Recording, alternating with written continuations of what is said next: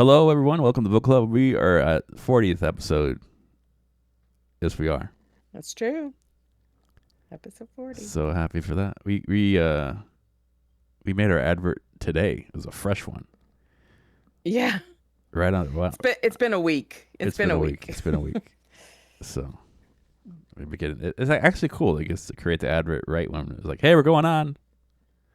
Mm-hmm. All right. A sense of immediacy. Immediacy. Yeah. It's a good word. Immediacy. But awesome. Oh, I used the word infinitesimal this week. And the people who heard me say it were like, "Ooh, you use big words." I was like, "Well, it's actually I don't like that when people say that. My sister used to do this thing. I would, and we would be sitting with my family, ordering food at a restaurant, and I'm like, it gets to me, I'm like, can I have a steak and this? And she's like, ooh, look at you eating a steak! Wow! And I'm like, don't bring attention to the fact that I ordered this big entree. Aww. But it reminds me of that feeling, like someone's like going, "Ooh, look at you, Mister," spelling bee. Yeah. People used to do that. So I prefer to have my big meal at lunch and to have a smaller meal in the evening. I sleep better that way. But a lot of people, because they want to eat their big meal at home with their families in the evening, that's when they have their big meal. And so they have quite small lunches. And so I would get a decent sized lunch because that was my main meal of the day. And they'd be like, oh, I could never eat that much at lunch. And I was like, well, thank you for pointing this out. Oh, that's a backwards compliment. A little bit? Yeah. No, it's just like, oh, you're a glutton. Good job. I said that's what I'm like. Oh, I apologize. Like when you go, you invite somebody over and it's like your house is a little bit messy, and you go, I'm so sorry, I apologize for the mess. And the person goes, oh, it's all right. My house is messy too. It's like, what? Your house is messy too. Yeah, they're like, I'm confirming that your house is a mess. Yeah. while also trying to be nice. That drives me nuts. All right. Okay. Anyway, we've been on we're doing an author we've already done before, and one of my favorites. Yeah, one of mine as well. Yeah, because I went right out and bought this brick of a book that is his short stories. You have do you have the hardcover or the paperback, trade paperback? No, it's a paperback. It's a paperback. So pretty, but it's right? Still, I'm still pretty sure I could kill someone with this book. Nice. That's how big it is. You may need to. Although it's smaller than William Trevor's. Oh my God, William Trevor's book is a fucking doorstop. And Ray Bradbury's short story book, also very large. As big as his face. Yeah, big as his. Sorry. Right. Sorry, okay. Ray. So John Cheever. John Cheever is who we're talking about today. Yes. Cheever, my man. John Cheever was born to an affluent family, but soon after he was born, his father's shoe sales dropped and the family fell on hard times. They eventually lost their house after some bad investments, and I think this was around the stock market crash as well. But John had trouble in school. He didn't fit in really with the, cookie cutter way of learning. And after some time of living with his brother, he entered a short story contest. And he won. And he ended up applying to join the Yaddo Artist Colony, which we've had some other. I think he might have been the first one that I mentioned it with, but there were definitely some other authors that we've read who ended up at Yaddo. Yeah. His first application was denied, but they told him to try again, and he was accepted the following year. So for the rest of his life, then, Yaddo served as his second home. Cheever was unfaithful in marriage, and he slept with both men and women. But he and his wife felt that feelings would not be the cause of the breakup of their family, so they never divorced. he had a main theme of the duality of human nature, the outward decorous social persona, and the inner corruption, and sometimes the conflict of the two characters, like the conflict between the two in characters that embodied both. Mm. Um, Yeah. yeah, that's And that's he that's also, like, that's I John guess Cheever. to add to that, like, you could tell his demographic usually is upper middle class, um, Hmm. people, Catskills, um, people probably have loads of discretionary income and maybe not so much of the ability to self-reflect. So you have, this. Usually, you would a lot of the stories, like maybe like a Raymond Carver, would center on people from the Rust Belt dealing with problems, not having the money or the intellect to um, flush through them. Mm. And but it's like I feel like he's like the antithesis, of that. He's talking from a different angle. So it's like the people with tons of extra, money and resources probably could go see a psychologist, could see a fleet of doctors, but they don't, and it's kind of survive in their existence, maybe ignoring, like maybe living in a big house that's with no love in it, and this kind of just leaning on the materialism of their life and not really addressing the problems. So I feel like that's Carver's. I mean, that's Cheever's Cheever. territory. Yeah.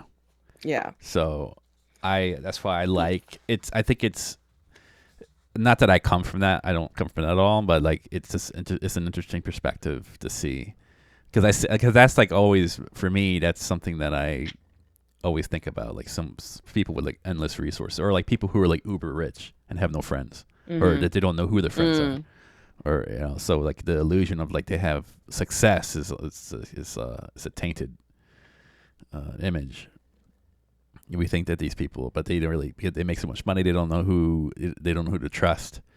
Their interactions become transactional, Hmm. and they so like their relationships are shallow, and although may have evidence of a life fulfilled with the things that you would want, their life in reality is not that. So he's always, from the stories we read, the swimmer is, some of the breakdown that could happen. That's a more extreme example, but like those types of things. And this, especially this story, I like this story a lot. I've read it before, and this kind of talks about this disconnect.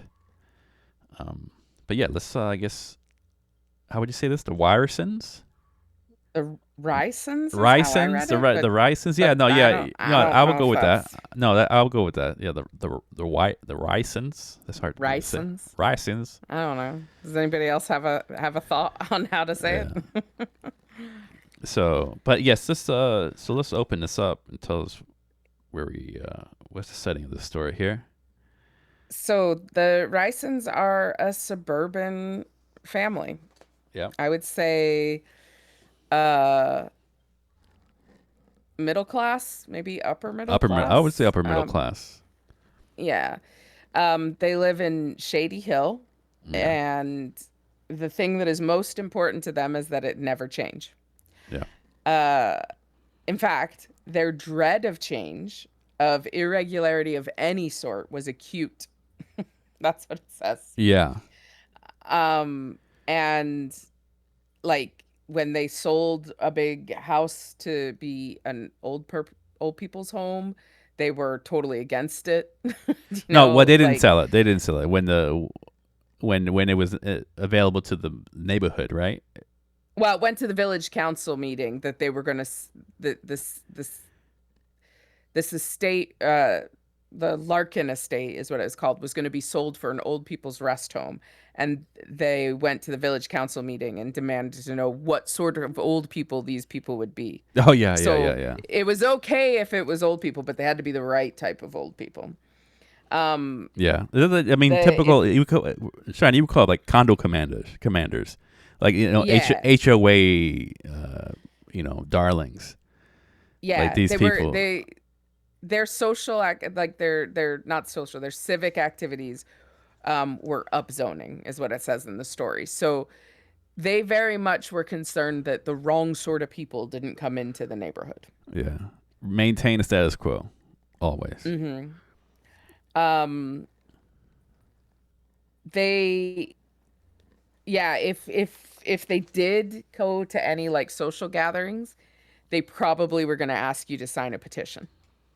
Yeah. Like this was their whole like reason for interacting with other people was to make sure that the things they wanted to happen would happen. Yeah. Um, they acted like there was always what it said here is a stranger at the gates.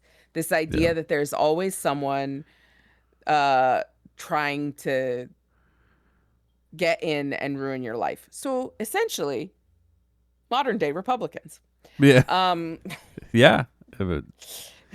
As like if you siphon it down to its essence, don't just yeah, wanted to keep no. It's like immigrants are coming for their jobs. very conservative. It's very conservative. To kind of very keep don't keep the same.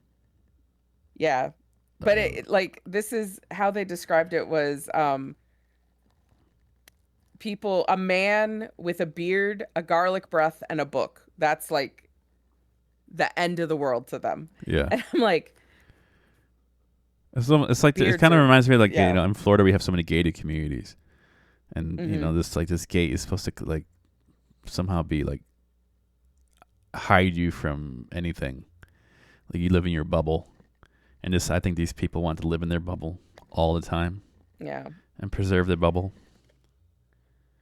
Right. I'm gonna read this description, and then you're gonna use your favorite word. Oh, so, yes. The Wrysons took no part in the intellectual life of the community. There was hardly a book in their house, and in a place where even cooks were known to have Picasso reproductions hanging above their washstands, the Wrysons' taste in painting stopped at marine sunsets and bowls of flowers. Philistine. God, yes. I couldn't keep myself. It was like I was sneezing.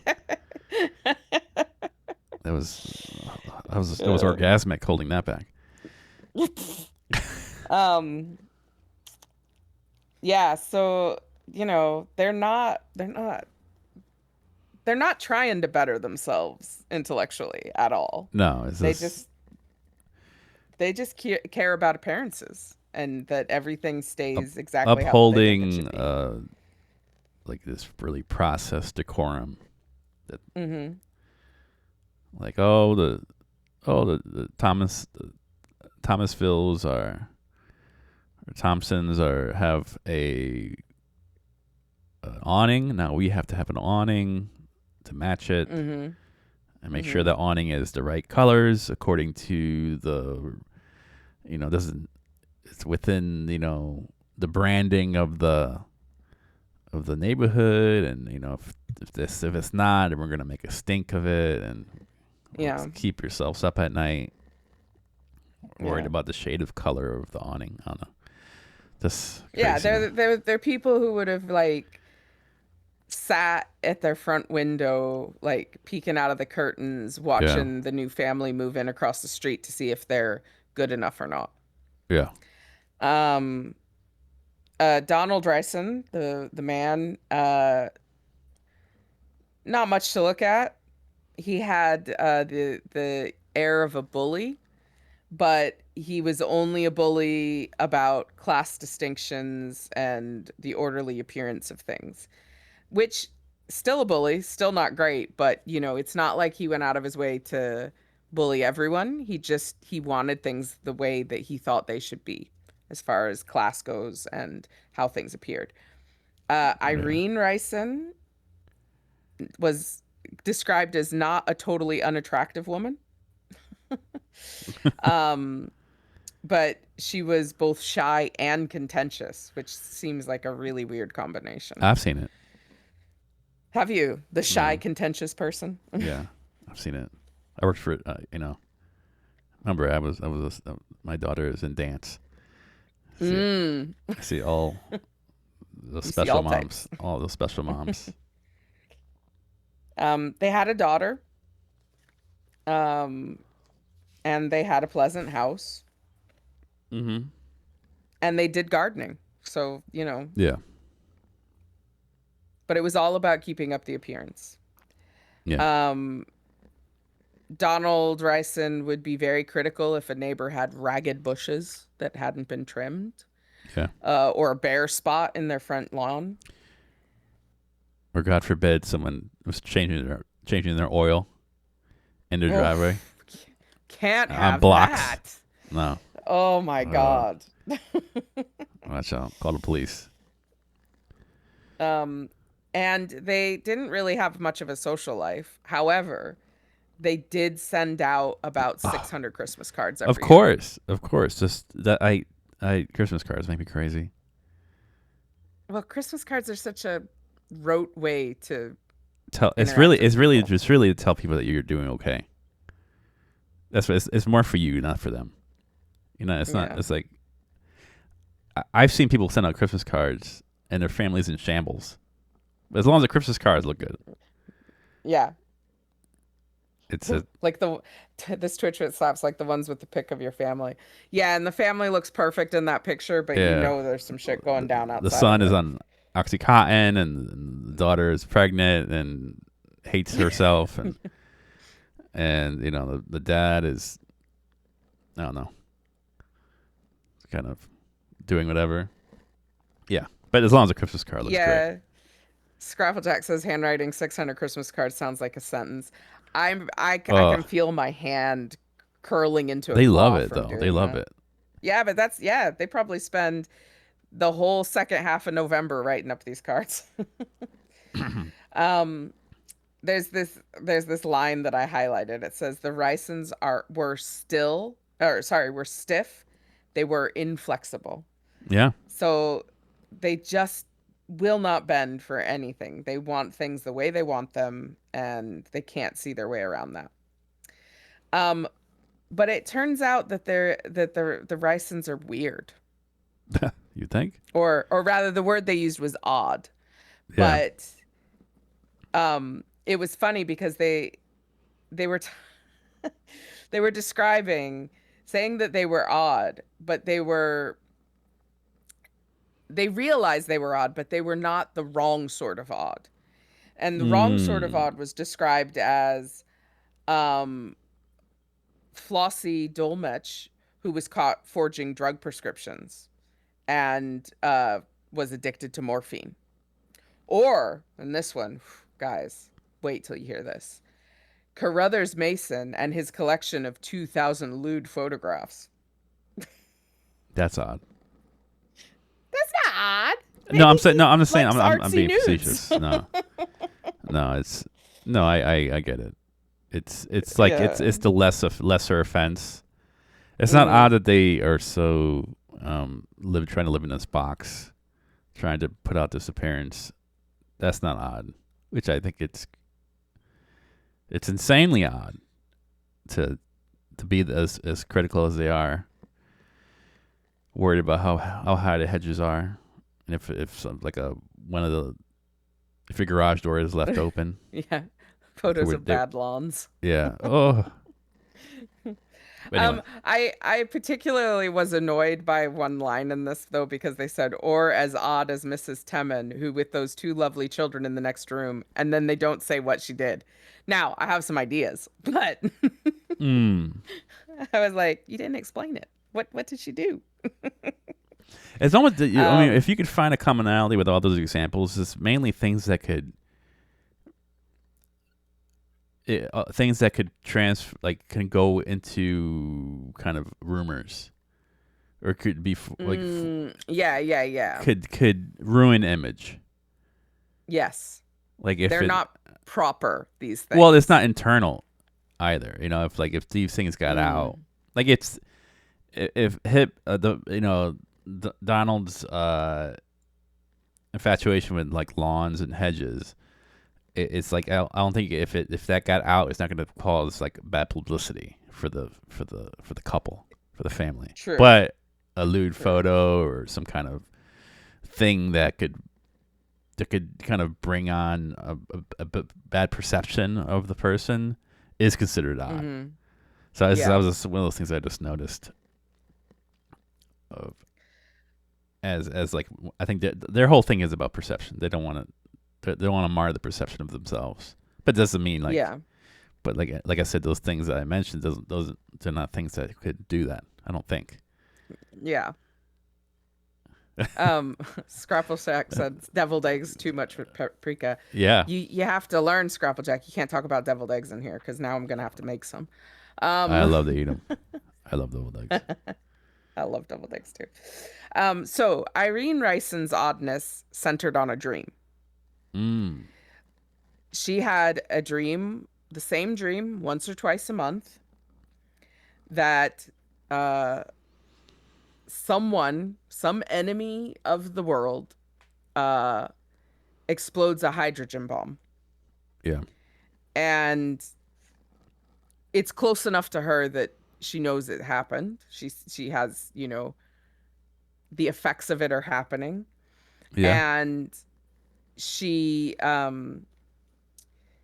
she has this dream and she never tells her husband about it. Yeah. She wakes up, she's distraught, she's shaken, Yeah. she's, freaked out by the dream that she had, but she won't tell her husband. And it's a very Um detailed dream too. Can I just say like I'm gonna go read some lines from here. yeah, yeah, go for it, go for it. She okay. There was a bomb that exploded. Mattress stuffing and the trickle of brown water were coming through a big hole in the ceiling. The sky was gray, lightless, although there were in the west a few threads of red light, like those charming vapor trails we see in the air after the sun has set. Uh, the sky was dark. From her window, she could see a river, and now as she watched boats begin to come upstream, so it's like this. It's not just the sky is this bomb's happening, but this evidence of like an invasion, even on land and water. Or If, people trying to run from the bomb. That's yeah, how like I read it. at Like first they they're were trying to evacuate. two or three. Yeah, then there were tens and hundreds on yachts, schooners, uh, any even rowboats. People trying to get away. People were like they called people jockeying for position. This people are firing pistols at one another. It's just general chaos. Chaos. Yeah. She's like in this house trying to figure out what she's gonna do. Uh, in her like I said in her dream, she turns to the window.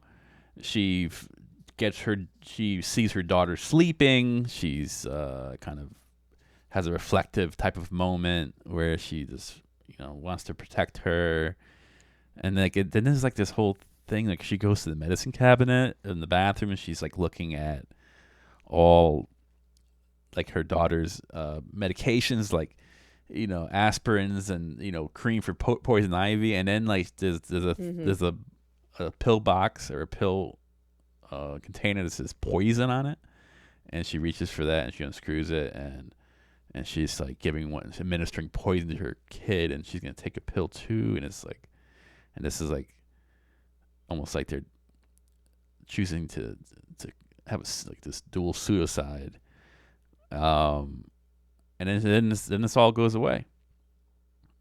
Yeah. But what a Well, involved dream that is. it's very involved, but also I sort of get it. Not that like we joked, with the way politics has been Yeah. and the way that a certain uh president has trying to instigate wars. Um my colleagues and I have had conversations because all of the nuclear weapons in the UK are in a place just outside of Glasgow. Mm. Glasgow's only 45 minutes away on train. If that stuff gets blown up, I'm not going to be here anymore.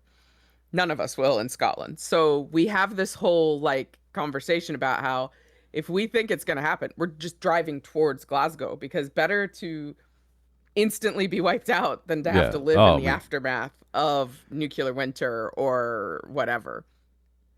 It Yeah. seems bleak, but in all honesty, like I read accounts of like stuff that happened after um Chernobyl. Hiroshima, Nagasaki, and Chernobyl, and it's just like radiation sickness is no joke. Yeah. So Yeah.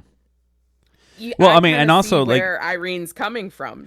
well, yeah. I She mean, doesn't want that existence for her and her daughter. and this time, this is actually, so to give you a little background of the story too. This is hinting at this is during Cold War era, so the threat of nuclear Yeah. fallout is everywhere. It's in the news, so you're getting Hmm. people are digesting this information. Is coming out in their subconscious. So, so it's not. It's like I said. I'm not. Yeah, she is odd, but I do have empathy towards her because feel empathy because it is. It's I think this it's a the national heartbeat is fluttering a bit Hmm. because of this threat.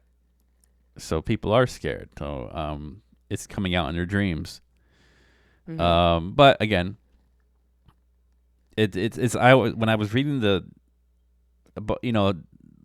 almost judging her or learning about her personality. It was really nice to see that there was a moment in that dream where she was thinking, I don't know, it just seemed real, like this connection with her daughter, and wanted Hmm. to keep her safe and all that. And I was like, there was we've the story hasn't it's not that long, or it hasn't really this we just learned about these people, but you see a different side of her in this dream.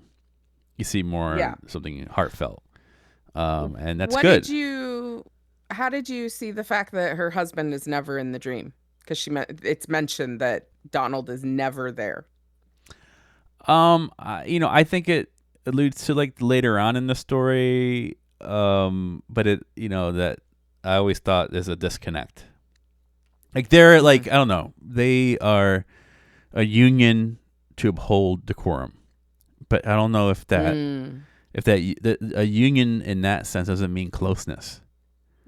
Yeah. Um, I know people within my extended family who often they fill their days with tasks and yard work and things like that. Um, Yet they, on an emotional level, they seem very distant, but they're still doing things Mm. together. So you could be like involved with somebody in that sense. You could be in the town in the HOA. You could be in a zoning meetings or be involved in the county politics and just see on the outside seem like everything is together, but like emotionally you are strangers. And I think Hmm. that's like it shows that it's like again, what do they care about the most? Outward appearance. So as long as it Yeah. looks like they're a unified front, that's all that matters. Yeah. So And her bit of the dream, like her bit about her oddness ends with her, you said she gives the poison to her daughter, and then take to herself, she right? tries to take it herself, but she loses it. Mm. Um and that's how the dream ends, and it says the section ends with, and how could she lean across the breakfast table and explain her pallor to her husky husband with this detailed vision of the end of the world? He would have laughed his jackass laugh. So she doesn't trust him to have empathy for her No, in no. this. And I don't know if he really wouldn't, or if she just isn't giving him credit to have it. Well, I don't know. I don't know if She's she not even giving him the know. chance. Living the chance. I don't know if she really knows him. She's assuming that he's going to act Mm, act in this way. But that yeah. assumption is built on what? Like she doesn't really have this close. It seems like she has this deep relationship. It's everything has been whatever the connection seems to be for things that are frivolous, like Yeah. lawn It's a very maintenance, surface level. surface level life. Yeah. But Hmm. yeah, it's like the fact that she doesn't know how like, or just assumes that he's gonna react, like laugh at her. Then, uh, any other people are there any other? Somebody would say the best things to handle this would be to talk to him, but maybe she doesn't know how to talk to him Yeah. because she doesn't really know him.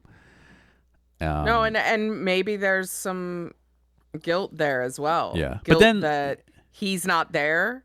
Why isn't he there? What does yeah, that say about her feelings for him? that's true. And also, Yeah, what about the fact that now maybe she has guilt about the fact that she essentially is doing a suicide and murder of their child? Do you know, like maybe she's afraid of what he would think of her if she said that. that's true.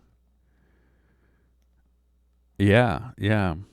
I mean, and we don't know what that. We don't even know what that means in terms like why did she give the poison to her daughter, not to herself? Or maybe Yeah. because the daughter wouldn't Yeah, know what to do. what's her brain working through? Because I've always said, you have no control over what you dream. Yeah, Not at first, anyway. I can sometimes control it after I realize I'm dreaming, but you have no control about what pops into your head in yeah, your dreams. exactly. And But it usually is your brain trying to work through something in some way. yeah, and I mean it could be like I said, it could be something where some people dream of killing their kids because they feel like their kids ruined their marriage, or maybe it was like they wish that it was not their marriage was just with the husband and not with the family. So it could Yeah. be some like sub. Yeah, and some it's not feeling. something they would really do No, at all. but maybe they're in their mind. They're like, man, it was so much better when we didn't have kids, and this Yeah. is like her mind playing that out in a dream. But so I don't know. Like it's just like I said. I don't think she understands, and also the fact that her husband wasn't there. Maybe she doesn't want him there. Yeah. Yeah. So, anyways, I think that speaks very much to them Yeah. not having a connection. exactly. But So- also, so so Cheever then- Cheever does the same thing. Cheever flips it. Now now we learn about Donald's Yeah, oddness, about which is Donald's also oddness. revealing. It's revealing. Yeah. Donald's oddness could be traced easily enough to his childhood. He was raised in a small Midwest town. His father was a salesman, and the sort that travels. So he wasn't home a lot. And it was just Donald and his mom. Yeah. He didn't have a lot of friends. His mom didn't have a lot of friends because, a lot of times at that time, couples always were social together. Yeah. It was very odd for a woman to go out and be social on her own. Yeah, So yeah. I get that. She doesn't really, build up a good social circle because her husband's always gone. Yeah. So it is very much, Mrs. Wren and Donald at home together. And her kind of activity with him was baking. They'd make cookies, muffins, banana bread, a Lady Baltimore cake, which I forgot to look up. I was going to look up what that was. Oh, yeah, that's good. But yeah, so they've been spending time together doing baking things, and I think that's not so uncommon. Like my mom and I used to bake together. But also like reading back, that's one of the things I want to get your opinion about Shiny is like, do you feel like her need to have him have like, is it to spend time with her son, or was it just to camouflage the fact that she didn't want to feel alone?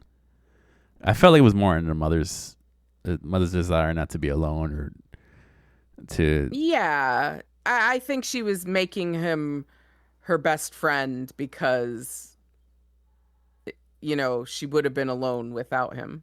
Yeah. So I'm saying, I'm just like, we talk about intentions a lot, like the selflessness, selfishness and selflessness. I feel like there was a lot of self-interest on her end because she's like, it kind of starts off to where it starts off with the husband always not being there. So are you just filling a void? Like if I was a son, I probably would ask your mom or think about, I was like, was my mother just filling a void, or was she really want to be with me?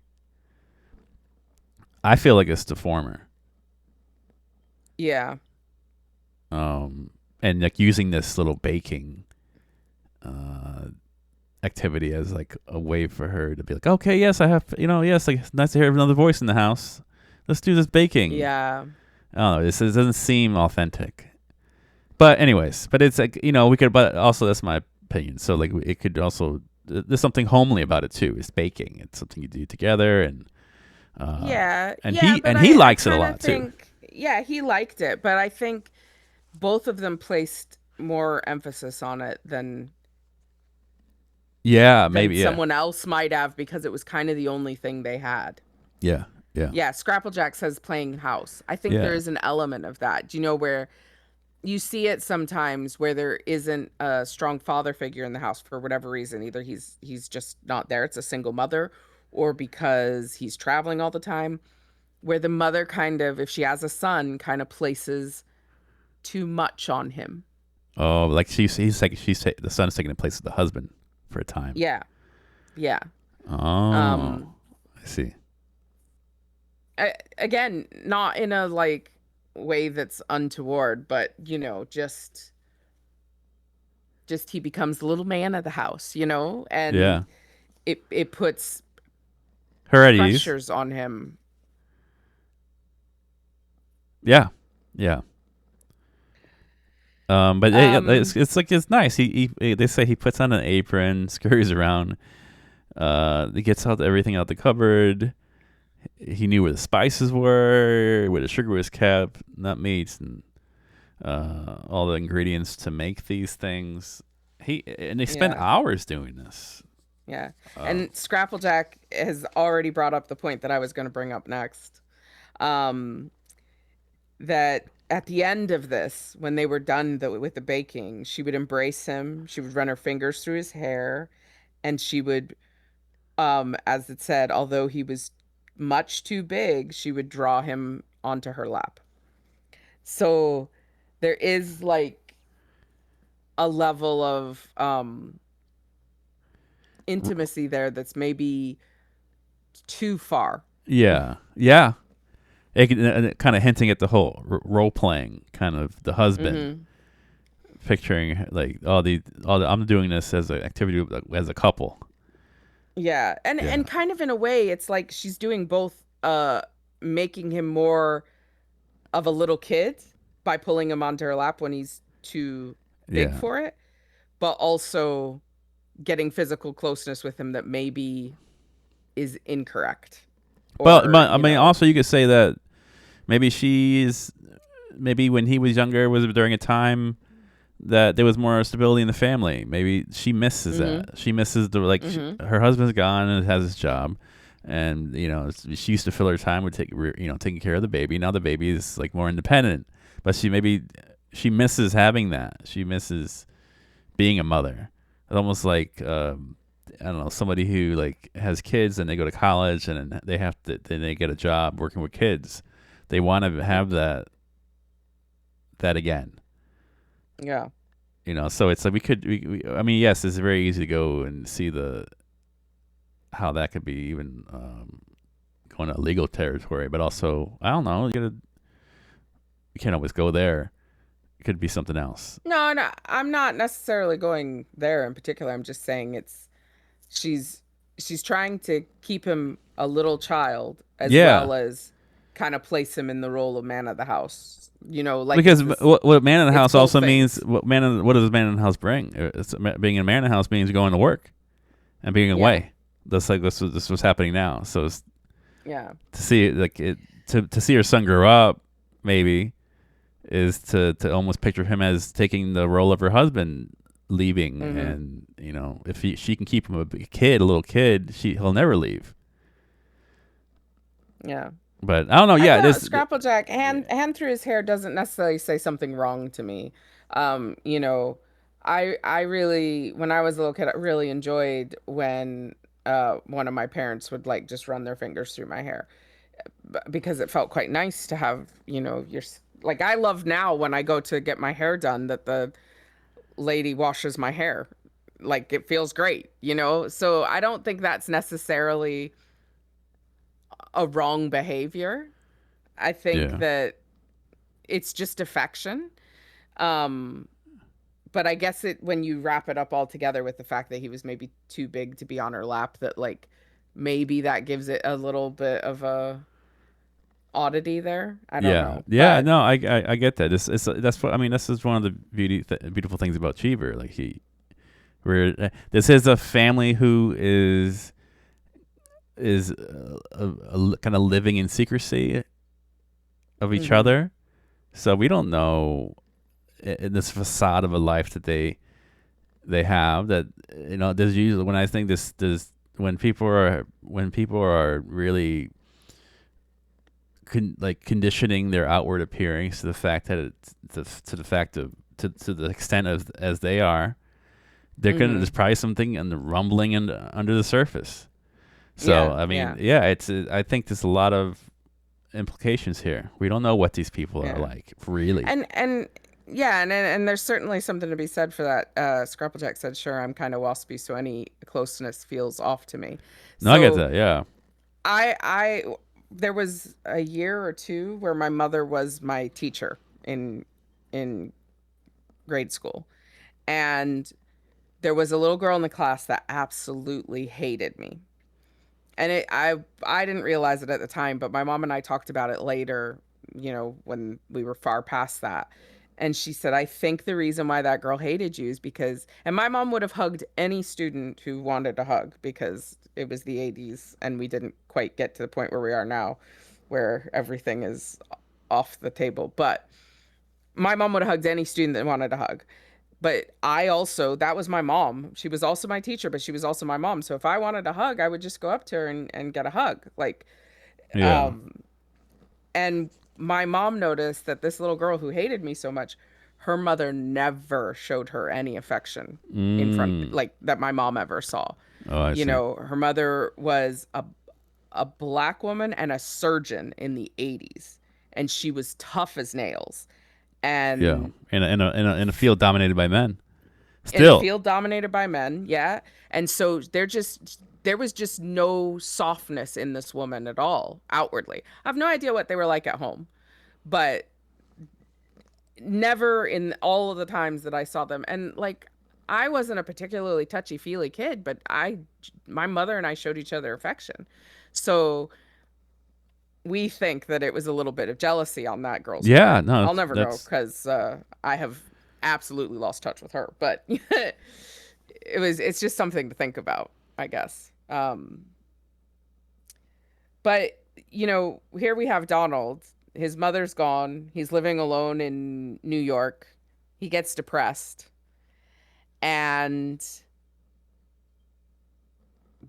it comes to him because he doesn't drink, he doesn't enjoy books or movies or the theater, and he has very few friends, just like his mother. yeah, That something that might, bring him out of this depression is baking a Lady Baltimore cake. yeah. Which I think is And is pretty, a beautiful little. yeah, it's a thing that he used to do, and he was happy when he was doing it. So he bakes a cake, um, and as he's stirring the batter, the depression lifts. Yeah. So this becomes his thing. Whenever he's feeling bad, he bakes a cake. In the middle of the night. Yes, well, this is the other thing. This is where it gets odd. Baking the cake, fine. He bakes the cake in the middle of the night and he throws it away before anybody in his house can know about it, which to me is a crime. Very good ass I cake. cannot believe the amount of cake that this man must have thrown away. That's right. That's why I knew they had money. Yeah. Who throws away cake? Yeah, who throws away cake? You're absolutely right, Chris. But it was like it was an exercise for him. It was like his therapy. It's really not. It was not and the no, eating of the cake. It was it making it that was it beneficial. felt like he was summoning the ghost of his mother. Wow. And it made him happy. Yeah. Um, it says that during the 8 or 9 years that he had been married to Irene, um he must have baked 8 or 9 cakes. So he does this once a year. And he took extraordinary precautions, and she knew nothing of this. She believed him to be a complete stranger to the kitchen. Oh man, look at all this. This people like they're crossing each other in the hallway in their house. They don't even know anything about each other. No, he has no idea that she has this terror dream multiple times a month. And she has no idea that every year of their marriage, he's fallen into depression and baked a cake. Baking How do cakes. they, yeah. How do they not, how do you not know this about someone? Yeah. Um, and he has the same reaction that she does to her dream. He says, how could he say to her, you know, that he was sleepy today because in the middle of the night he was baking a cake, which he'd hidden in the garage. That's good. That's too much. That's I can't. That's just insane. Insanity. Mm-hmm. How many cakes was it? A couple times a year he did this. Once a year at least. 8 or 9 cakes in 8 or 9 years of marriage. Wow. It's not even like a. If it's, I can understand if it was to be that secretive. It was like you doing it every week, but it's like once a year. I don't know why Mm-hmm. to him that's so egregious. Yeah. Scrapplejack says, love how ridiculously twisted this is. They're huge secrets. To be fair, in the grand scheme of secrets, they're really not that bad. They're really Exactly. genuinely not Would that you, bad. Shiny? Would you consider this a secret that they, what in the beginning of the story, where they were talking about oddities? Would this be an oddity that could bring shame to their image? Um,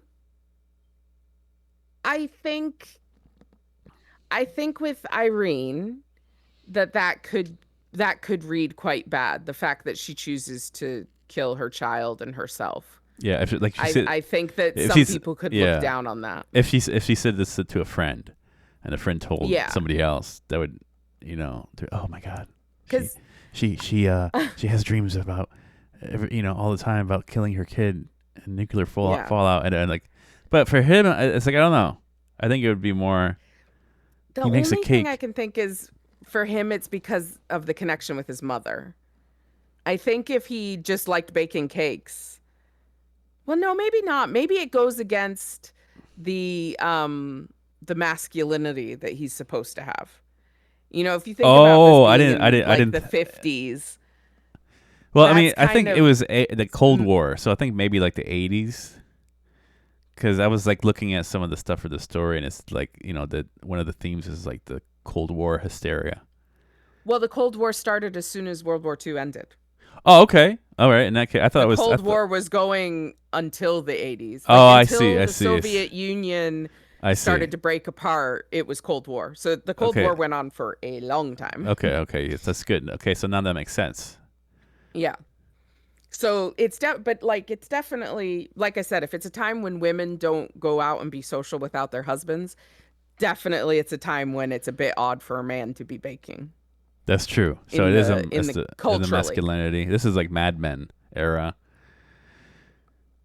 Yeah, Scrapplejack says if he wore an apron, he might start to feel a bit fake.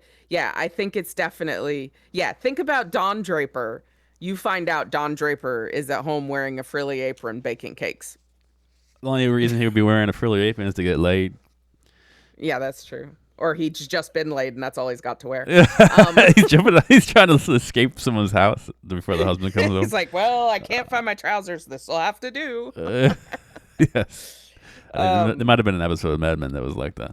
I was trying to think. Possibly. Yeah. But yeah, so you get the point. Like, Yeah. Yeah. Now I it makes guess in a sense. way, both of those things have aspects that could be I don't looked know. down I upon don't by know why I always society. associate the Cold War with the 80s. Probably because of the 80s hardcore punk. Well, the 80s like is when we experienced the Cold War. Yeah, I know, but like it's like for some reason in my I just kind of I think of the late 70s to the 80s as being like the Cold War era.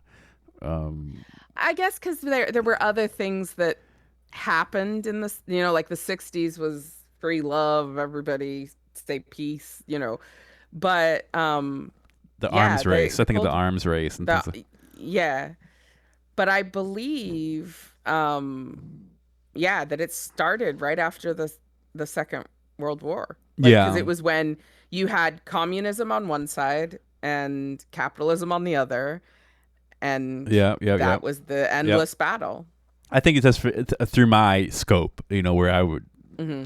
maybe like because I was born in the '80s, but I don't remember the tail end. But I do remember that. That was my only Yeah. experience with it. Yeah.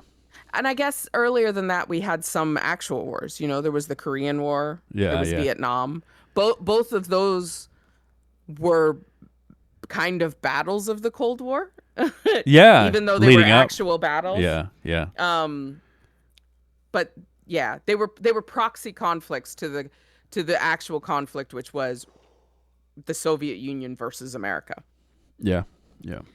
But yeah, so that was going on, ever since they split Germany in half. Yeah. Yeah. um, yeah, so I think, like I said, that both Donald and Irene do have something to kind of be a little ashamed about. But the thing is if they spoke to each other, Yeah. Yeah. it would have been fine. I don't think, Yes.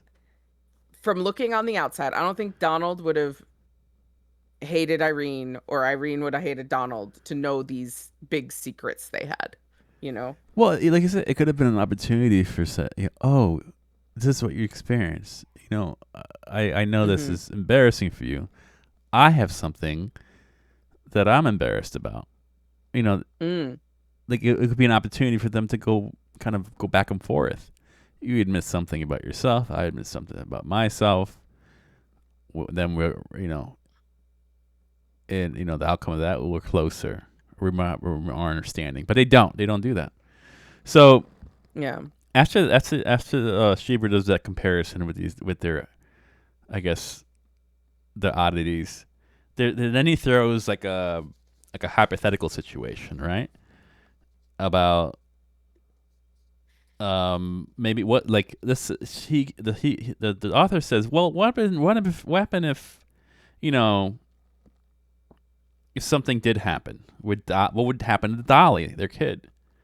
Yeah. And So they say Donald, if he's, let's say he's cruising down the street, crusading, it crusading says in zeal his for crusading upzoning, zeal zeal for for upzoning. upzoning. um and he was out in the car in all kinds of weather, and said one night that he was returning from a referendum in an ice storm. The car skidded down and the street and hit a big tree and was demolished.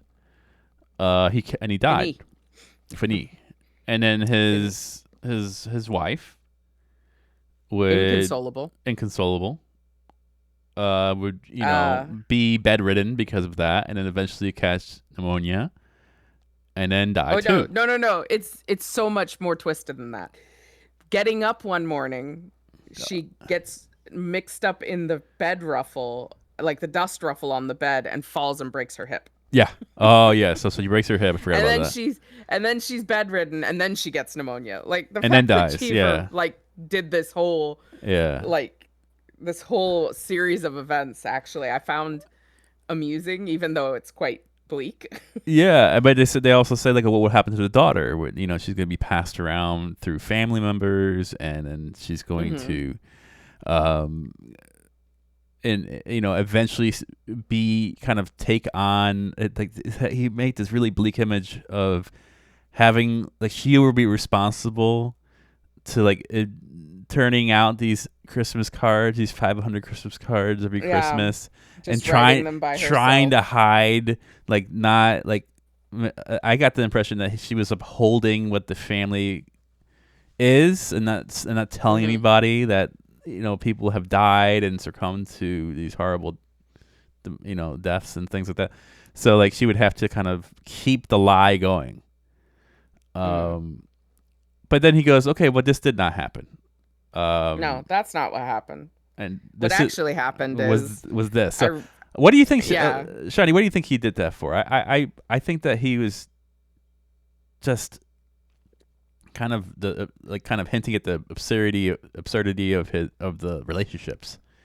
How I think so. I think it was showing like because Irene and Donald are so detached, that's what they're modeling for their child. Yeah. And in this little you know, could have been these I think Cheever's showing that these two people and their lack of emotional Connection. connection trickles down to their child, and now she has no, she loved her parents, she's crying over them every night, but she doesn't know how to be real about it, so Yeah. she So just writes hides these it. Christmas cards, which is the only fake connection they had with the world, was the 600 Christmas cards every year. But also, if you could, I like to look at that. That is very familiar. It's almost like the connection that Donald had with his mom. Mm-hmm. Almost like she's carrying on some tradition to make her, maybe to make To herself keep feel the memory better. alive. And Donald has passed that on. I'm not sure. It doesn't really say that she was helping them do these Christmas cards. I would think if you're doing 500, you have to ask your daughter to help too. It's a family Yeah, effort. possibly. So like I don't know. Maybe this is would be like a continuation of this. This it's almost Yeah. like the closest could not really happen in real life, so it has to happen afterwards. In a Yeah. way, but Yeah. Yeah. Yeah. Yeah. it has to kind of represent the love has to be representative in like another action after the death. In a way, I feel like Um, so I think it was not that she was writing the cards. I think it was that she was getting cards because her parents wrote cards. Because oh yeah, it oh like says that the except at Christmas, when forwarded from Shady Hill, will come greetings from Mrs. Solace Trevor, who had been living in Paris and does not know about the accident. Salutations from the Parkers, who live in Mexico and never did get their list straight. Season's greetings from Myers Drugstore. Merry Christmas from the Perry Browns. Santissimas I get from that. the Oak Tree Italian Restaurant. A Joy Noel from Dodie Smith. Year after year, it will be this little girl's responsibility to throw into the wastebasket these cheerful holiday greetings that have followed her parents to and beyond the grave. But this did not happen. So you see, Well, it's also it's it's not. yeah, it's kind of a critique of like what are our Christmas cards, and like this is like the something bad that could happen. Not like this would be a byproduct of trying to uphold this like level of this image. Like this is a bad thing that could happen from that. A Mm-hmm, byproduct mm-hmm, of like that the whole exercise of trying to keep up yeah, your appearances. It's like now yeah, she's trying to move on in her life, right? And she can't yeah, because she keeps getting these Christmas cards because her family, like her parents, like has like established this incredible network of yeah, correspondence, and now it's like it can never end. It's almost like it's been on the internet. It's never gonna go away. There's gonna be probably mm-hmm, till she's old that there's gonna be somebody in her parents, address book that still thinks they're alive, and she has to go. Oh, mm-hmm. I have to. I'm reminded now that my parents are dead. It's it reminds me of there was not to go too much on a tangent over here, but I used to go to this Mexican restaurant, and Mm-hmm. it was family owned, and one day I went in there, and and I heard like it was the grandmother. It was one of the things like where the granddaughter was serving the tables, and then the grandmother was cooking. And one Mm-hmm. time I went in and I heard the grandmother crying, like being mad. She's on the phone and like just crying and like upset. And I was like, "Is everything okay?" And she's like, and the granddaughter was like, "Yeah, the bill collector keeps calling for my grandfather. My grandfather's been dead for 10 years, but they still think he's Oh, like he's on the account. So they're trying to collect some bill, and she's like yelled at them in Spanish, saying like, he's dead. Why do you keep calling me?" And it mm, gets her worked up. yeah, So it's like it kind of it reminds me of that in a way, where like you're trying to get over something and you can't because there's some material thing that's It uh keeps reminding you. keeps reminding Yeah. that person Yeah. of their past existence. Um, That made me think of something that's ever so slightly different, but in a way it's there's like there's a place that my partner and I go to quite often. Less so now, but we used to go every time I went to visit him. It's called Pouletberg. It is a chicken place. They do rotisserie chicken with mm, this butter sauce that honestly, I don't think there's a better substance on the planet. Um, and it's really good chicken, but honestly, it's the sauce that makes it. And every time you would go there, there'd be an old woman sitting at a table by herself.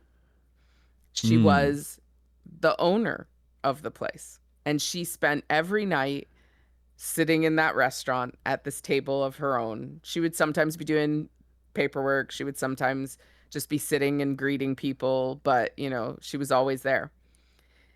She died sometime in the last 5 years, I think, mm. and that table is still reserved. Nobody sits at that table. Nobody Oh, sits at that table. You can sit in any other table in the place, but that table is always reserved for her. yeah, I can see that. There's a connection there. Yeah. Again, is that people not wanting to move on, or is that just Yeah, people yeah. We don't, respecting tradition? but yeah, in this case, in the story, the tradition is kind of haunting her. Mm-hmm. It could be haunting the people in that restaurant too, in ways. Possibly. You don't. Yeah. I have no idea. It's not as if I don't talk to them. Well, Shiny, Well, they all speak tell German. Shiny, They all speak German. tell us what really happened, and Oh, what really happened? Well, in this story. Not that no one died in a car Irene. accident. Nobody. No, no one No, died. Irene has her dream again. yeah. Um, and she wakes up, but actually wakes up, and her husband's not there. And the air smells sweet, and she suddenly thinks her dreams come true. Mm. Um, her heart starts pounding. She's afraid. And as I was reading this, I was getting nervous because Yeah. I thought, if she thinks the dream's real, is she going to kill her daughter? Like, I Yeah. genuinely, I was Yeah. like, oh no, is this how this ends? Well, she I'm going to be mad at equated Itchy it for to making me read what did this. she equate it to atomic ash, the sweet smell? Because Yeah, it is yeah, like you don't. That is realistic though. Why? If it's I bet if you burn a cake, is a particular smell, especially dependent on the ingredients you use. So it could like if you never smelled ash or maybe if you had this if you smell something in the air and it's not and it's smoky and you don't know what yeah, you could have put those yeah. things So together and make those assumptions. yeah, Scrapplejack's actually correct. Not that I thought you weren't Scrapplejack, but um, there is a sweet smell in the air following a nuclear explosion because of the ozone and nitrogen oxides burning. Oh shit. Okay. Um, so it creates a chemical reaction that sometimes smells sweet or electric. So that's why Oh, no wonder she freaked it's out. actually scientifically correct to be a little concerned. Yeah. um, so yeah, so she goes to the window, but the scene on the river isn't happening. Mm-hmm. So she's like, oh, okay. But she didn't go to wake Dolly, which then I was like, okay, breathe a sigh of relief.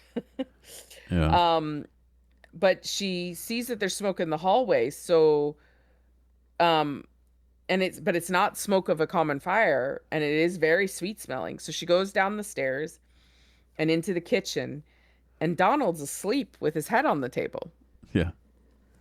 and the kitchen's full of smoke. And she goes over to him and she's like, oh, my darling. And she wakes him up and he's like, I burned it. I burned the damn thing. Um, and she's like, I thought it was a hydrogen bomb. And he's like, it's a cake. And like, because he's fallen asleep and burned this cake, they finally are talking about their secrets. Yeah, like what she goes, what made you think it was a hydrogen bomb? Yeah, and she's like, if you wanted something to eat, I would have made it for you. But um just the fact that that, you they know, they've kind of admitted to what they've been doing a little bit finally. yeah. So this is so she turned off the oven and opened the window to let out the smell of smoke and let in the smell of, what do you call that? Nicotinia and other night Nicotiana, yeah, I think. nicotiana and other night flowers. Okay. She may have hesitated for a moment for what would the stranger at the gates, that intruder with his beard and his book, have made of this couple in their night clothes in a smoke-filled kitchen at 4:30 in the morning. Some comprehension, perhaps momentary, of the complexity of life must have come to them, but it was only momentarily. There was no further explanations.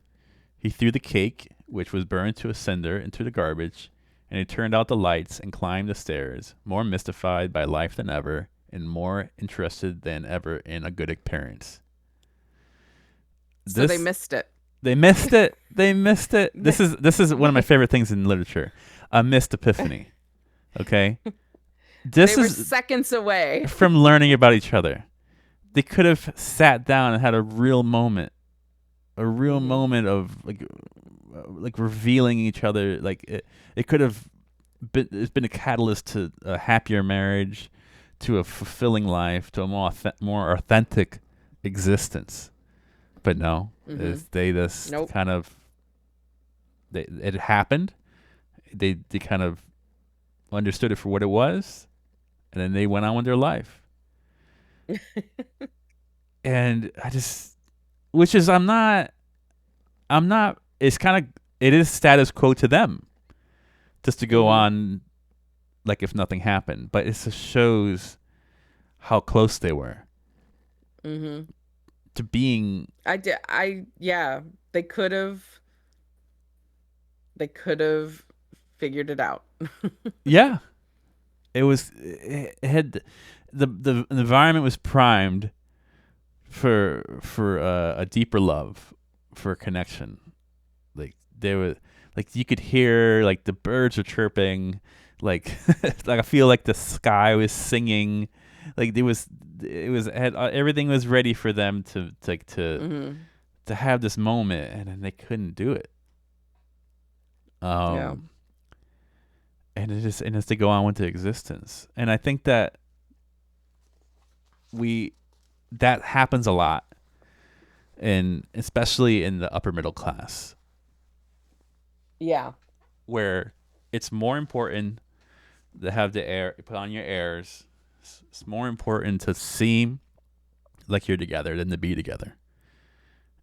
Yeah. To have the family photo on top of the fireplace, that you have your cocktail party every year. They could someone just, it's depicted in their house in a way, and an angle that is like brings out the finer nuances of the photo, the picture, and Yeah. so people could see it and go, oh man, I wish I had a family like this. And they may even verbalize that, and you're in high and in the peripheral, and you're going, oh yes, I'm so happy to have a good family. But in reality, this family is just detached. Hmm. But again, what's more important at this level, in these neighborhoods, in this Yeah. in this sector of society, just to whatever looks good. Hmm. You could have a slow car, but as long as it looks fast, that's all that matters. Yeah. If you have, it's just the illusion of the upper middle class sometimes, and Yeah. and it's just easier to put on, to keep the lie going than to actually do something about it. Um, Yeah. and then that's why the story, and that's why that's why it ended the way it did, because yes, they're staring it right in the face, yet they won't ever do anything about it. Yeah. It's a shame. Because They I were feel, so close. but what is the result of having? I always think that if you have if that couple had that moment, it would ruin everything for them, right? Would it? If It would change their it world. would change the world, and maybe they don't. I That's a fear. Like Yeah. it would. Well, they don't like change. They don't like change. It No, said so right yeah, at the start of the they story. don't They like don't like change. change. They're inflexible people. So to add another dynamic to the relationship that's new, that it could also by doing that, it could shed a light on their frivolousness, their it could also, like, it shows how much of a sham of existence they have. Yeah. We read that the death of Ivan Illich, Yes, the death of Ivan Illich. where He worked to get everything right, yeah, and it didn't actually give him a good life no, I mean, he had a good life on, he was on revered by his paper. employers and his colleagues, and he had money and he had a house and they had interior decorators and the shell of a life. But when he was dying, he wanted a closeness, but he realized that everything he did when he was not sick kind of made, like, his family act a certain way towards him. Yet, like, he wanted to have that love at the end, but he couldn't because he lived his life in a way that he wouldn't let in love. And I think in a way it's that this couple is the same way. They're not really letting in a love for each other. They're just kind of going on with their surface level living. So Yeah. they didn't even know how. I mean, maybe they didn't know how to talk to each other. That's as far as it got. Yeah, no, I don't think they did. And Yeah. do you know, I wonder if in that moment maybe both of them kind of had a thought of, maybe I should pursue this. Maybe I should find out why she was dreaming, or why she thought it was a hydrogen bomb. Or, maybe why was he baking a cake if he was hungry? Why wasn't he, like, scrambling some eggs? Or, you know, the things Yeah. that I wouldn't go straight to bake a cake if I was hungry, is my point. Like, especially Yeah. not in the middle of the night. There was Um, think about it. If I said the word Philistine, they're not looking deep into things. It's like the most pragmatic. Why would you do that? You're making food because well, you're hungry. but That's the why I response. think That's her response. that's why I think they didn't. I think it's possible, right, that both of them for a moment went, maybe I should look into this, and then they both went, nah, let's keep things how they are. Do you know, like, they had a Yeah. fear that if they did dive into that situation, that it would change things for them. So they decided not to. So they decided not to. Yeah. Because he did ask the question, but he didn't follow up. No. But I felt like the question. I don't think he's. Well, if do you feel that? Okay, this is the other perspective. Is Cheever providing the narrative of why he did certain things? I mean, Why he Cheever is did certain things? okay. If Donald was making a cake, and when Cheever said about the explanation about his mom and how it made him feel and all this, is it really is Donald feeling those things, or is that Cheever just telling this is what's happening? Like, maybe Donald is just doing this cake once a year, not knowing why he's doing it. It's said in the story that he felt his depression leave him as he was doing Yeah, it. but doesn't he? I don't know if it doesn't really specify if he understood why he did it. Like, he could do, and I feel I've seen said that something about summoning the ghost of his mother.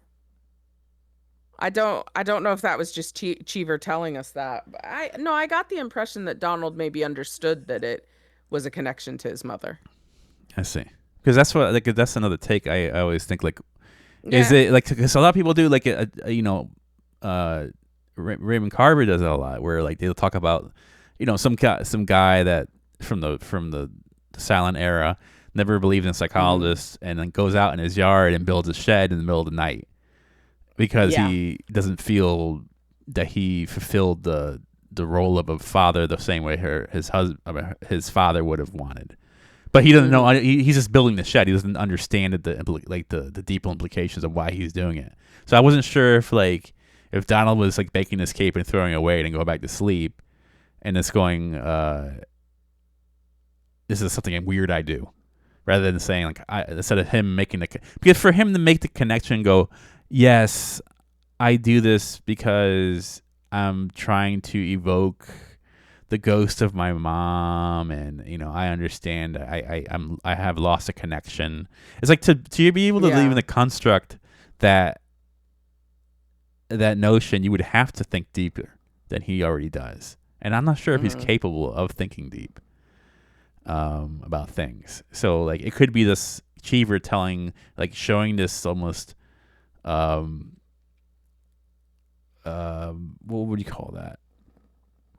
This almost like a sleepwalking type of event where he's doing this stuff, not knowing why he's doing it, and throwing the cake away and then going like this on the surface level, this doing the act deliberately, not understanding its deeper psychological meaning.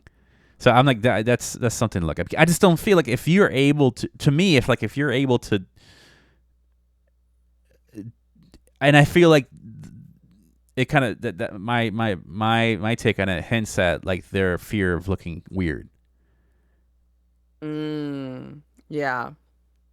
Like if I like their whole thing was like, their whole thing was like, I don't want someone to see me in the window or see me in an apron making a cake in the middle of the night. What would they think? Yeah. It was never like, oh, I don't want them to think. I don't want them to reach a conclusion that I'm doing this as a way to settle some deep lack of connection with my mother, or trying to summon some connection that I miss. I don't know. It just seemed that's too much for Donald to go about. He's the guy who's worried. He's worried about the hedges. He's worried about this little the color of the grass, and if his car registration is up to date. Yeah. I mean, he's definitely not someone who wants to think that he has a mental health issue. Yeah, I don't know if he's. Yeah, I'm not sure if, especially this time, like mental health is not on the forefront at all. Probably more sunken in. No. To the psyche of the national psyche and stuff. So, I was just thinking like I gotta read through it again and see how Cheever is looking at these things. I mean, I'm not saying that they're like not intelligent.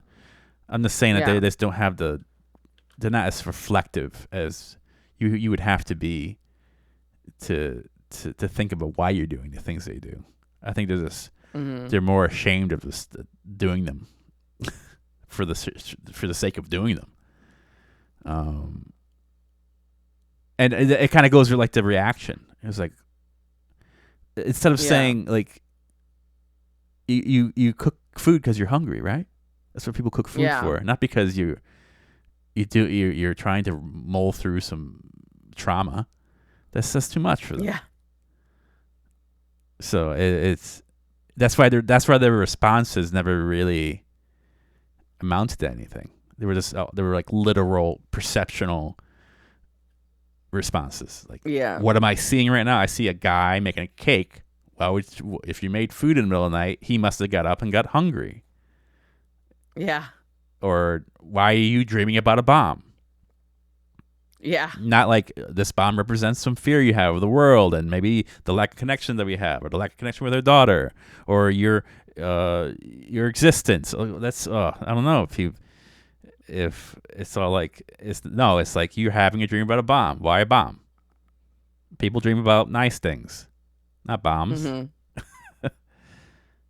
Why can't you have a dream about like he probably have, if there was a conversation between him and if this story went on, he'd be like, why don't you just tell yourself to dream about sheep jumping over a fence? Why do you got to dream about a bomb? You dream about perfectly manicured lawns. Yeah, it's so much better. Perfectly trimmed hedges.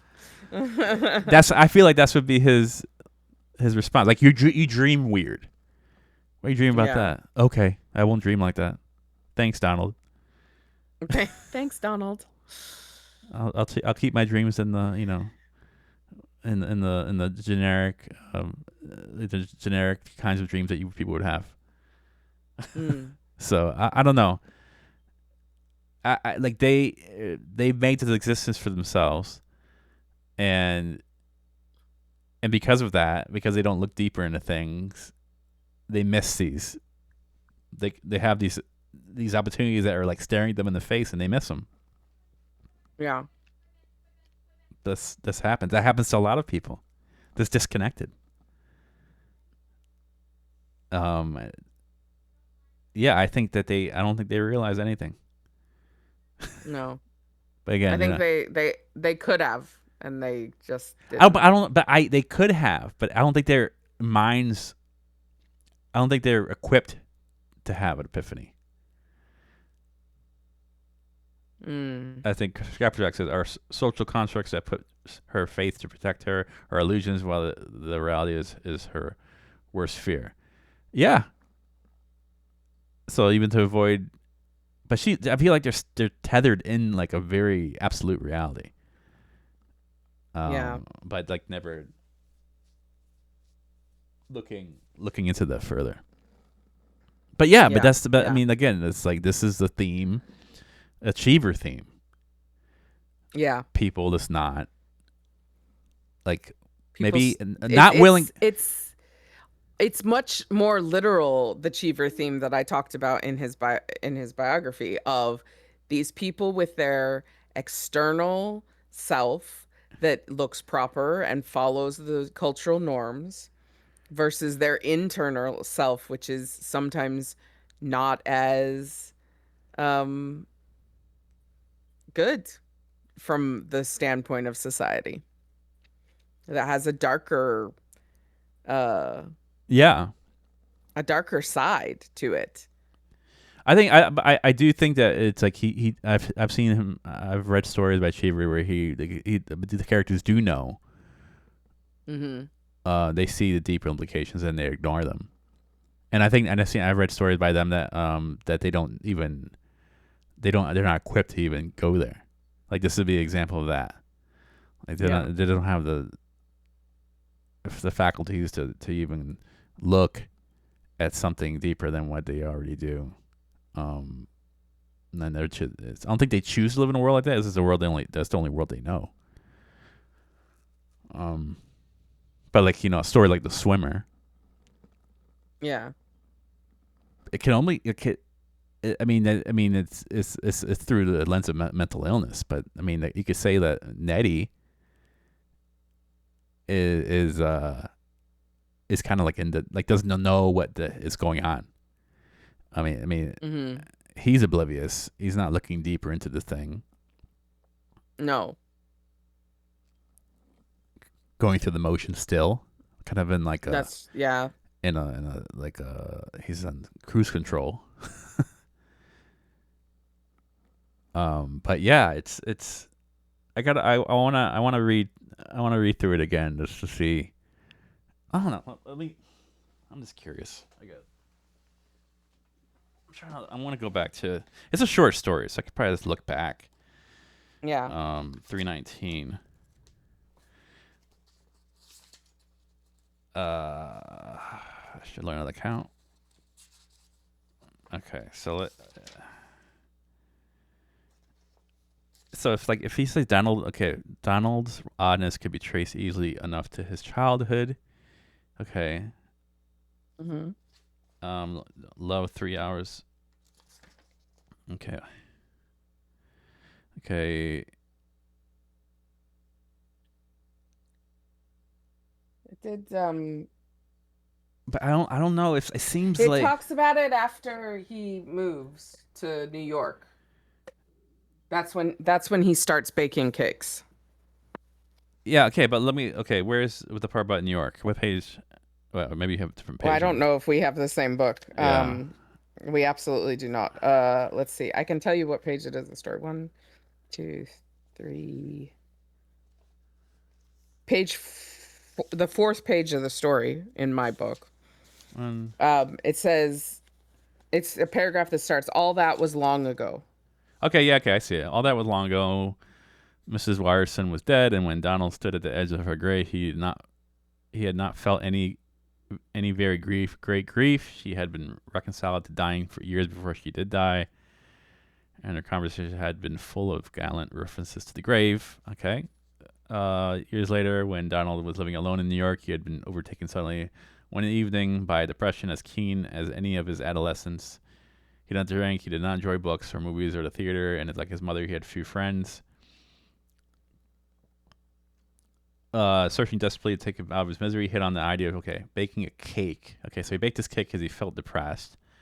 He went Mm-hmm. out and bought the ingredients, deeply ashamed of himself, and sifted. Okay, that's important. Deeply ashamed of himself for buying the ingredients. So Yeah.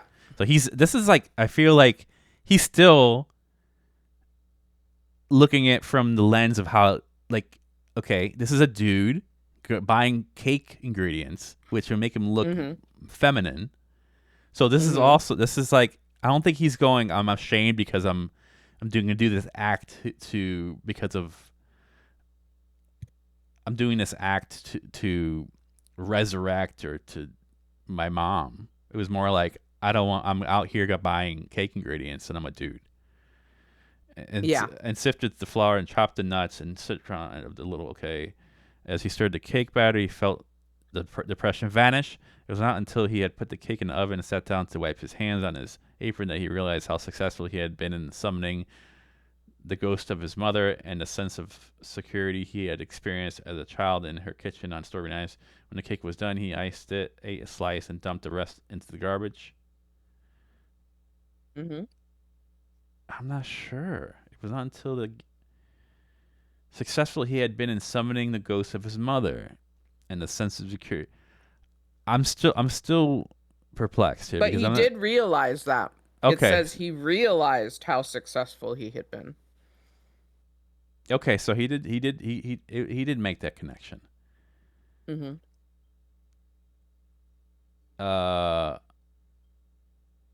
but it's still balanced. Like, he may be hinting at the connection that he, like, his this whole pantomime, like he's this whole thing that he's doing, Mm-hmm. uh, is is helping summon the death of his mother. But I still think he's probably more so worried about how it looks rather than the Yeah. psychological implications. Like a guy in an apron in the 50s cooking a cake at 4 o'clock in the morning. Um, That is odd. and the fact that it's I think the Cheever even stressed that even further by calling it had to be a lady Baltimore cake. You know, extra feminine. There is actually a Lord Baltimore cake, but Lady Baltimore came first. Oh, I see. So So a Lady he's Baltimore cooking like a cake, lady and making lady mm, cakes. yeah, a Lady Baltimore cake uses egg whites. And so there was a variation called the Lord Baltimore cake that used the egg yolks. But I just like, I think Cheever chose it to like to do that to stress that Hmm. it's a super, just to make it even more awkward. He's making Hmm. a feminized cake. Hold up. Yeah, it's Oh, not just a chocolate cake or a vanilla yeah. cake. It's a Lady Baltimore cake. Yep. Yep. Yep. Yep. So, uh, yeah. No, yeah. It's weird. I feel like he may be like feeling at the edges of his psychological experiment he's doing to make himself feel better, but I don't know if he's making all the connections. He's pushing away. Yeah, no, I'd be inclined to believe that he's aware, but not fully, Yeah. you know? Yeah. Yeah. They're close to it. Yeah. It's like Mr. But Magoo. he realizes that summoning the ghost of his mother makes him feel better, but he maybe doesn't understand why. Yeah, that's good. That's a good take. And he doesn't understand why he was depressed in the first place. He's not dealing with the cause of the depression. Yeah. Yeah. Yeah. But Very good. I'm happy to revisit that story again. I liked it a lot. Um, Oh, is that another one you've read? yeah, yeah, I read this before. I've always wanted to revisit it. Just Mm-hmm. I never thought of that take where how much of how much of this trauma is he acknowledging, and how much of Yeah. it is Cheever's uh, doing. Um. Scrapplejack said, It. I feel he feels he's sinning and liking it, and not much more than that." Yeah, like That's an. yeah, yeah. He notices it's what we call like a social deviancy. He's Mm-hmm. committing some kind of deviancy in society. Yeah. Now, if to understand that if to full to grasp the implications of that, um, I don't know, but Um. Yeah. I would be inclined to believe that any little realization that he has is maybe not very deep. He doesn't go further with it. yeah, yeah. I just don't think anything in his life would point him in that direction. I don't think he has No. the tools to so far in the book to nothing hints at him. I don't know. Nothing hints at him having the ability to go think deeper. This guy was masturbating in the kitchen to rude lawn pictures. Yeah, that would be weird. That would be weird. That I would find weird. I I'd would be think like, maybe the other way. Like maybe he's good lawn pictures.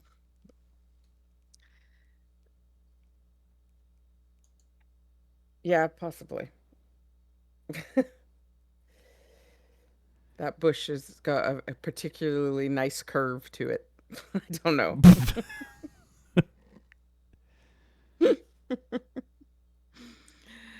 Oh dear. Wow, dirty lawns. This new thing. Dirty lawns. Do you know what? I bet that exists someplace. I bet there's a house someplace with some very lewd lawns. Yeah. I am sure of that. If we could think it up, it exists. I am sure. Yeah. Yeah. Dirty topiary. My goodness. This can go. This is No, that's not where I thought this would end. Jesus Christ. But thank you again, everyone. We've been doing these shorter stories or single stories because, again, I'm in school. But I do appreciate the time you spend with us. It's Shiny as well. And Of course. what's the schedule coming up? I know that Shiny's going to be going on holiday.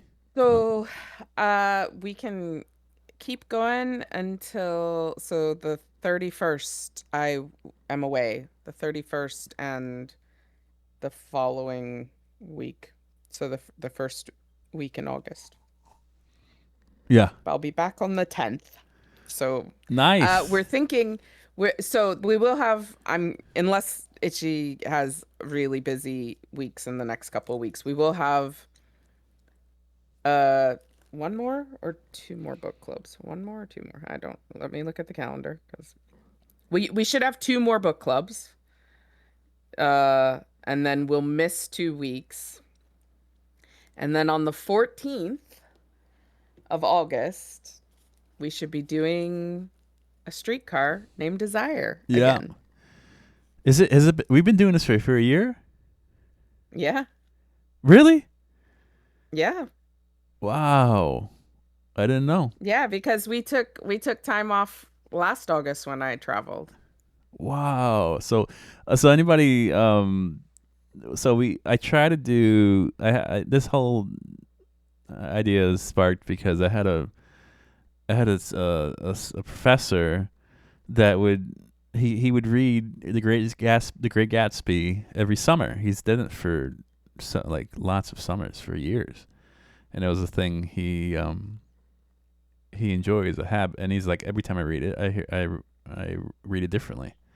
And so it was like so I'm just saying based on that, I thought it'd be cool to do a story every year. So we picked a play, which is technically it could page wise it seems long, but it's all dialogue. So you can get it done in the evening. But yeah, we're going to redo. We actually missed our anniversary. Oh, we did. Oh, yeah, man. It would have been the 17th of June. Okay. Wow, we missed it by a lot. Yeah, by a month. By a month, we missed our book club anniversary. So maybe we should just say that this is like when we do Streetcar would be our anniversary. Yeah. Yeah. Okay. Yeah, that's when we hit our stride, huh? Yeah. So Streetcar, it's our recap of Streetcar, but also our anniversary. Ooh, wow, we got to put some drapes up, decorate the house, right? Maybe a banner. A little banner. A little DJ in there. I'll put 90 in the corner. DJ. 90 in the corner. Yeah. Rock out. Yeah. So everybody, is everybody? We're going to do a potluck. Who's bringing what? That's funny. Yeah. Somebody got. Someone bring deviled eggs. That's the first one. Deviled eggs gotta be there. Be there. Yeah. I feel bad for boy band. He's gonna get all skittish. He's gonna hide in the couch. We gotta find. We'll have to put him under the couch. Yeah. Anybody have cat allergies? We're good here. Oh, if you got a cat allergy, you're in trouble. Yeah. Between us, we have 8 cats. Yeah. So we have the dander on us. Yeah, we just. It's like bad. It's like bad credit never leaves. Oh, good. Well, we're welcome. Good. No, Chris is looking after some cats right now. So. Okay. Right on. So yeah, we'll have to decorate the house for that. And if anybody has any special suggestions, we should do. Yeah. So like Ezra means I can't bring deviled eggs. I can never be trusted alone with a plate of deviled eggs. Me either. Either, Ezra. Oh my goodness. Yes. You just find the 3 of us in a corner, just like stuffing our face with deviled eggs. I wanted for my wedding. I didn't want a wedding cake. I was like, I told the caterers I want a deviled egg cake, and they looked at me like I had 3 heads.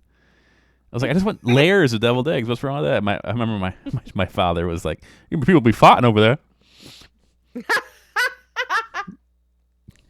You clear that room out. Yep. I want. And I feel bad having this conversation because I don't mean to out him, but DJ 90 hates deviled eggs. I mean, it's a Claw Amigos argument. Yeah, do you know why? You may have mentioned that to me, and I remember people were talking about deviled eggs. Me and Mark bully him. In his chat, and I was like, oh no, and then sure enough, he was like, no. That's one of the few things we disagree on.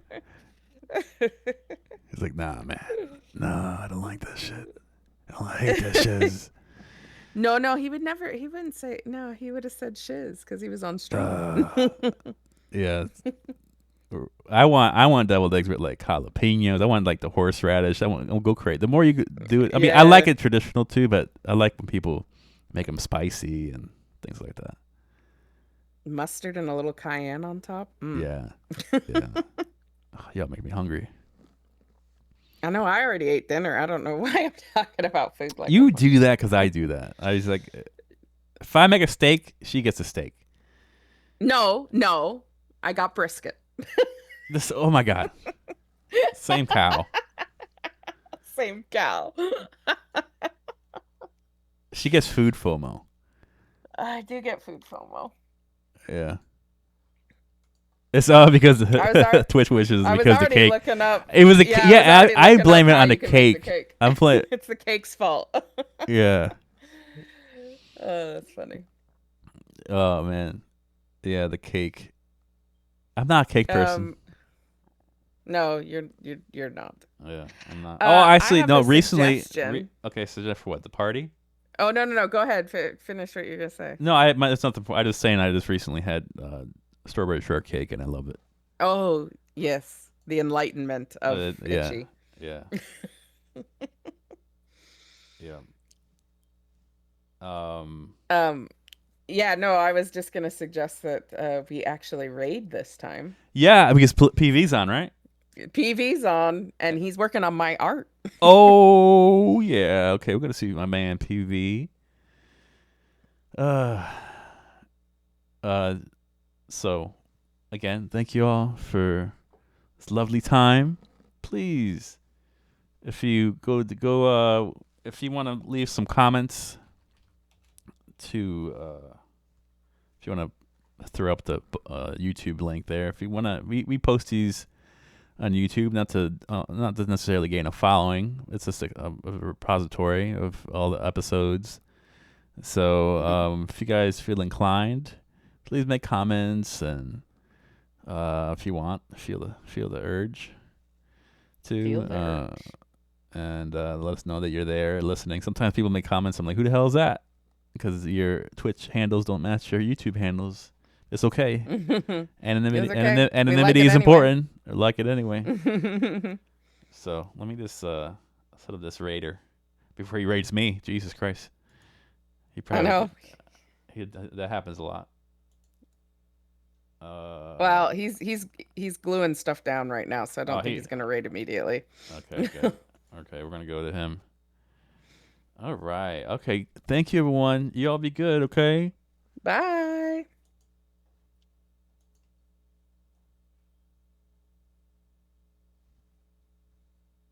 Let me see here.